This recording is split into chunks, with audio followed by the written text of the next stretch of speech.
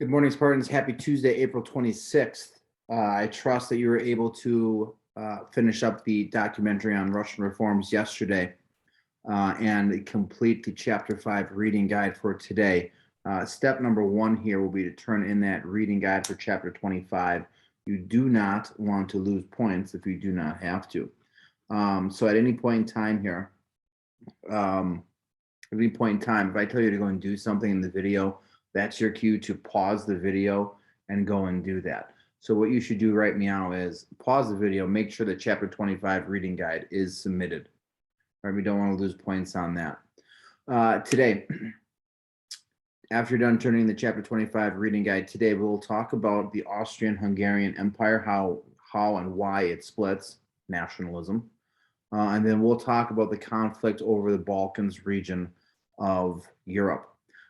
When we are done with that, your assignment for today is to get into the Chapter 26 reading guide. We're going to look at the origins of imperialism. I'm pretty sure you already know what they are. And you'll do questions 1 through 10 for tomorrow. This entire reading guide will be turned in on Monday, May 2nd. So we want to make sure that we are plugging away with the assigned sections as they come up. No DBQ for us today. We'll have one tomorrow.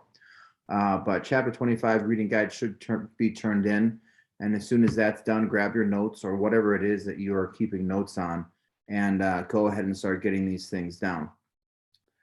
If I move on faster than you're able to write, a good idea here is then to pause that video, get what you need written down, and then you can move on. Austria, and well, let's just start with Austria. Austria is one of those weird places where absolute power was never able to be established. They had it in England, and the people rebelled. They had it in France, the people rebelled. They had it in Russia, the people attempted to rebel. Austria was a little bit different. Remember, the Austrian royal family, the Austrian royal house was the Habsburgs. The Habsburgs controlled a vast empire, including the different Germanic states, the different Italian states. They're involved in France. They were involved in Spain. They were involved in such a diverse area that it really wasn't, they were never able to establish that power. Notwithstanding, even though they didn't establish that power, they still suffered, they still experienced the same societal movements that the rest of Europe experienced. They still experienced the nationalism that developed after the reign of, or the imperialism of Napoleon Bonaparte. But because the Habsburgs never were able to establish complete and total control over their kingdom, they were much more susceptible to the influences of nationalism. If you look at the map on the right, you're going to see what was Austria, and eventually will become the Austrian-Hungarian Empire, right? Because they had to accept a dual monarchy.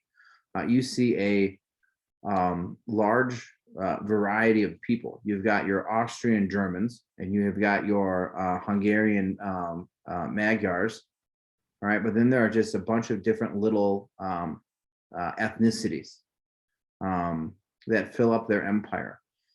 After what happened in France, the beginning part of the 1800s, these minorities, these ethnic minorities, started to press for their own representation, not being controlled or dominated by other people. The biggest group was obviously the Hungarians. They're the first ones that would rebel against Austria, and the Austrians are already, have suffered losses from the Prussians. They've already suffered losses from the French. They've already suffered losses regarding what was going on in Italy. They had, more or less got pushed around for a few decades. They were already weakened. Because of their weakness, because they had lost so many recent conflicts, the Austrians more or less had to accept, the Habsburgs had to more or less accept that the Hungarians were going to continue to fight for their independence. The only way that they could manage to maintain these resources, maintain this region, was to give the Hungarians, some sort of autonomy, some sort of governmental control, which is exactly why they accepted a dual monarchy. The Hungarians had their monarch, the Austrians had theirs, but the countries still work together as one. If we're not sure what the Balkan Peninsula is, here is the Balkans Peninsula in the 1870s. We have the Italian Peninsula to the uh, west. You have the Black Sea to the east. You have what is present-day Turkey to the southeast. The Balkans Peninsula is the land bridge, is the connection between Europe and Western civilization and Asia and Eastern civilization.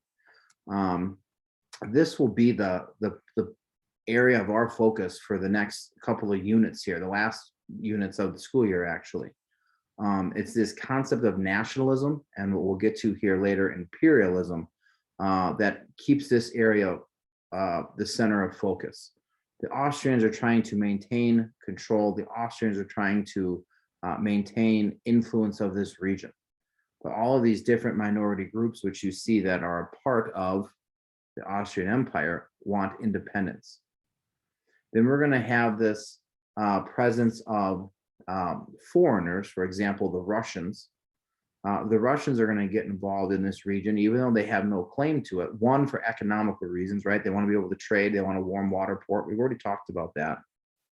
But they're also going to have these notions of nationalism too, where they think because they are a Slav country that they should be concerned with or unite under or unite with, excuse me, these Slavic peoples. The Russians are going to argue that they should actually get involved in this region, maybe expand into this region because they have the same ethnic background, which I guess is nice to think about and makes you feel all warm and fuzzy inside that the Russians want to protect these smaller groups of minorities that they ethnically relate to.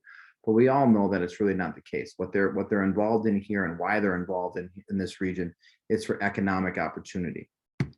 While the Austrians are on the decline, and while the Austrian-Hungarian Empire is on the decline, so too is the Ottoman Empire.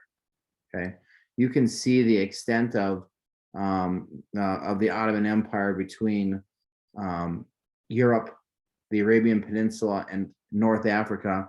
The map is a little bit trimmed down to get it to fit, but the Ottoman Empire expanded all the way across North Africa, all the way from Morocco and the Atlantic Ocean through Egypt into the Persian Gulf, up into the Balkan Peninsula. That was the Ottoman Empire. Again, they are going to suffer the same losses due to nationalism. They've already suffered losses throughout the 1800s, but there's conflicts with Europeans, there's conflicts with the Russians trying to expand into here. They're already on the decline due to those losses, but nationalism more or less moves these losses and decline of territory at a much more rapid pace. You can see the lands they lose in the 1830s, the beginning part of the 1800s. Here in orange, you can see the territory they lost on the latter part of the 1800s here in darker brown. And you can see what the Ottoman Empire exists like today. It's Turkey, it's present day Turkey. Again, these losses came from minorities wanting their independence, but other powers, other foreign powers, such as the Austrian Hungarians wanting to move in and unite with those people who they have a cultural ancestral past, or the Russians wanting to unite with them because they have a common ancestral past.